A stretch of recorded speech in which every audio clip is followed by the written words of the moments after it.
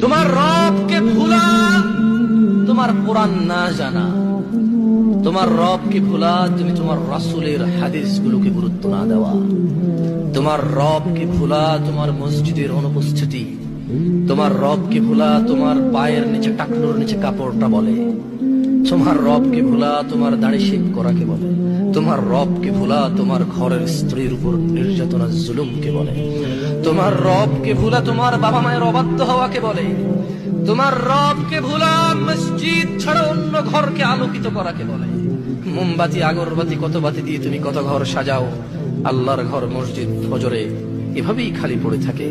তুমি মনে করেছো আল্লাহর ঘর সাপ্তাহিক একটা অনুষ্ঠান আর বাৎসরিক একটা মাহফিল, যেদিন কানায় কানায় মাগরিবে পড়ে যাবে, শুক্রবার যেদিন নামাজ শেষ হওয়ার 15 মিনিট পূর্বে মানুষ টয়লেটের সামনে গিয়ে সালাত আদায় করবে।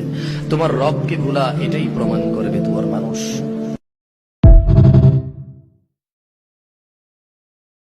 তোমরা কি সূরা ফুরকান পড়ো না ভাই আমার? ওখানে কি আল্লাহ বলে নাই ইল্লা মান তাব, অতঃপর যে তওবা করবে, ফিরে আসবে, ওয়া আমানা, ঈমান আনবে, ওয়া আমিলা আমালান সালিহা, ঈমান আনার পর কিছু ভালো কাজকর্ম করবে, ফাউলাইকা ইউবাদদিলুল্লাহু সাইয়্যাতিহিম হাসানাত, আল্লাহ সমস্ত গুনাহকে নেকিতে পরিবর্তন করে দেবে। يا مرحبا